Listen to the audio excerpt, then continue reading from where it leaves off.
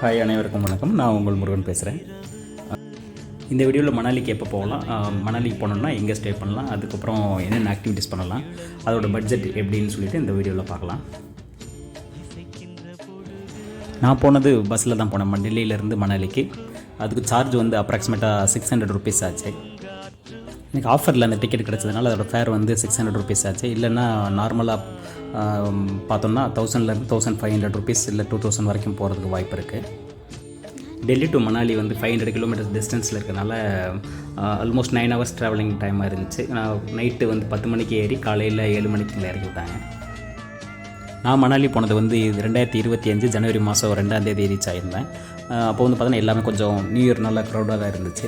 ஆன்லைனில் புக் பண்ணியிருந்தேன். என்னோடய ஹோட்டலோட பட்ஜெட் வந்து ஒரு நாளைக்கு 1000 ருபீஸ் அந்த ரேஞ்சில் தான் புக் பண்ணியிருந்தேன். பெஸ்ட்டு வந்து ஆன்லைனில் புக் பண்ணி போகிறத விட அங்கே போய் ஸ்பாட்டில் போய்ட்டு செக் பண்ணி எந்த ஹோட்டல் நம்மளுக்கு பிடிச்சிருக்கோ அது பட்ஜெட் ஃப்ரெண்ட்லியாக இருக்க ஹோட்டல் நம்ம புக் பண்ணிக்கிறது பெஸ்ட்டுன்னு என்னோடய ஒப்பீனியன். மணாலி போனதுக்கப்புறம் மணாலியில் வந்து ஒரு 5 மேஜர் ஆக்டிவிட்டீஸ் பண்ணணும்.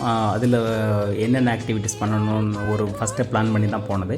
பட் அங்கே போயிட்டு அதில் ஒரே ஒரு ஆக்டிவிட்டீஸ் பண்ணதுனால பண்ண முடிஞ்சிச்சு.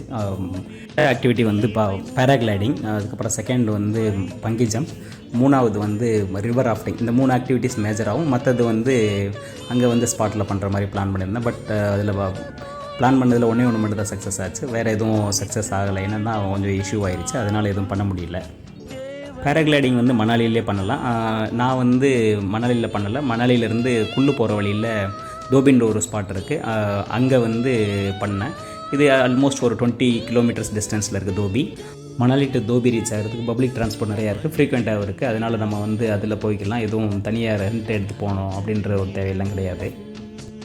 நான் பேராகிளைடிங் ஆக்டிவிட்டி ஸ்டார்ட் பண்ணுறதுக்கு முன்னாடி நம்மகிட்ட இருந்து ஒரு ரிஸ்க் ஃபார்ம்னு சொல்லிட்டு அவங்க ஃபார்ம் கொடுப்பாங்க. அதில் வந்து நம்ம சைன் பண்ணி கொடுத்துடணும். அந்த ரிஸ்க் ஃபார்மில் என்ன இருக்குன்னா, இந்த மாதிரி ஏதாவது பேராகிளைடிங் பண்ணிக்கிட்டு இருக்கப்போ எதுவும் இன்ஜுரிஸ் இல்லை வேறு எதுவும் ஃபிசிக்கல் இஷ்யூ நடந்ததுன்னா அதுக்கு வந்து நாங்கள் எதுவும் ரெஸ்பான்சிபிள் இல்லை அப்படின்றது தான் அவங்களோட ஃபார்மில் எழுதி மென்ஷன் பண்ணியிருப்பாங்க. ரிஸ்க் ஃபார்மில் நம்ம சைன் பண்ணதுக்கப்புறம் அங்கேருந்து லேண்டிங் பிளேஸ்லேருந்து டேக் ஆஃப் பிளேஸ் கூட்டிகிட்டு போவாங்க. இது எவ்வளோ ஹைட்டுன்னு சொல்லி பார்த்தோன்னா அப்ராக்சிமேட்டாக 8000 ஃபீட் ஹைட். பேராகிளைடிங் ஆக்டிவிட்டிக்கு வந்து எவ்வளோ ஆகும்னா அமௌண்ட் வந்து 2500 ருபீஸ் அவங்க கேட்பாங்க. பட் நம்ம அவ்வளோலாம் பே பண்ண தேவையில்லை. நீங்கள் எவ்வளோக்கு பார்கெயின் பண்ண முடியுமோ அவ்வளோக்கு பார்கெயின் பண்ணி நீங்கள் வந்து குறைச்சிக்கலாம். நான் வந்து பே பண்ணது வந்து 1800 ருபீஸ் வந்து பே பண்ணேன். பேராகிளைடிங் ஆக்டிவிட்டி ஸ்டார்ட் பண்ணுறதுக்கு முன்னாடி நம்ம சேஃப்டி மெஷர்ஸ்லாம் கரெக்டாக இருக்கான்னு சொல்லி செக் பண்ணிக்கிறது பெஸ்ட்டு. நம்மளுக்கு அதை பற்றி ஐடியா இல்லைனாலும் ஒரு தடவை நம்ம பைலட் கிட்ட சொல்லிவிட்டு அவர் மூலமாக வந்து திரும்ப செக் பண்ணுறதுக்கு கரெக்டாக இருக்கும். மணாலியை பொறுத்த வரைக்கும் ஸ்னோ ஆக்டிவிட்டீஸ் எங்கே நடக்கும்னா சோலாங் வேலின்ற ஒரு இடத்துல நடக்கும். இது வந்து மணாலியிலேருந்து ஆல்மோஸ்ட் 12லேருந்து 13 கிலோமீட்டர் டிஸ்டன்ஸில் இருக்குது. எப்பயும் இந்த ரூட் மணாலி டு சோலாங் வேலி வந்து ரூட்டு எப்பயும் பிஸியாக இருக்கும். இது ஆல்மோஸ்ட் ஒரு 12 கிலோமீட்டர் ட்ராவல் பண்ணுறதுக்கு 1 மணிலேருந்து 2 மணி நேரம் டைம் ஆயிரும். நான் எதுவும் சோலாங் வேலியில் எந்த ஆக்டிவிட்டீஸ் பண்ணலை. மணாலியிலேருந்து டைரெக்டாக ஒரு 40 கிலோமீட்டர் டிஸ்டன்ஸில் இருக்க சிசூரில் போயிட்டு பண்ணிக்கலான்ற அப்படின்ற ஒரு பிளானில் சிசு போய் ரீச் ஆகியாச்சு. ரீச் ஆகிட்டு அங்கே போயிட்டு ஃபஸ்ட் நாள் வந்து ஜஸ்ட்டு உள்ளே போய் பார்த்துட்டு 2வது நாள் எல்லா ஆக்டிவிட்டீஸ் பண்ணிக்கலாம் அப்படின்ற ஒரு பிளானில் இருந்தேன். எந்த ஸ்னோ ஆக்டிவிட்டீஸும் பண்ணலை.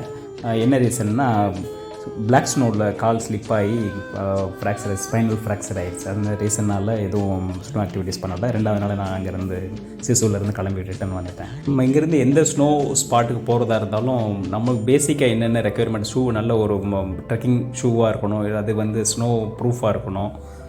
அதே மாதிரி வின்டர் வியர்ஸ் வந்து நம்மளுக்கு எது வந்து டெம்பரேச்சரை வந்து மெயின்டைன் பண்ணி கொடுக்குமோ அதுக்கேற்ற மாதிரி நம்ம எல்லாத்தையும் மணாலி போகிறதுக்கு முன்னாடி நம்ம டெல்லியிலையோ இல்லை எங்கேருந்து போகிறோமோ அங்கேருந்து வாங்கிட்டு போகிறது பெஸ்ட்டு.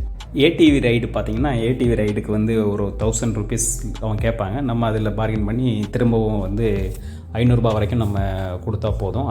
ஸ்னோ ஸ்கூட்டர் ரைடுக்கும் 2000 கேட்பாங்க. நம்ம பார்கெயின் பண்ணி திரும்பவும் வந்து ஒரு 1000லேருந்து 1500 வரைக்கும் கொடுக்கலாம். அதுக்கு மேலே வந்து கொடுக்குறது ஒர்த்து கிடையாது. எல்லா ஸ்னோ ஆக்டிவிட்டீஸுமே எல்லாமே டைமை பொறுத்து தான் இருக்குது. அவங்க வந்து டைம் ஃபிக்ஸ் பண்ணிவிட்டு அதுக்கேற்ற மாதிரி தான் நம்மளுக்கு சார்ஜ் பண்ணுவாங்க. என்னால் இந்த வீடியோவில் எவ்வளோ டீட்டெயில்ஸ் உங்களுக்கு சொல்ல முடியுமோ சொல்லியிருக்கேன். மீண்டும் இன்னொரு வீடியோவில் சந்திக்கலாம். நன்றி.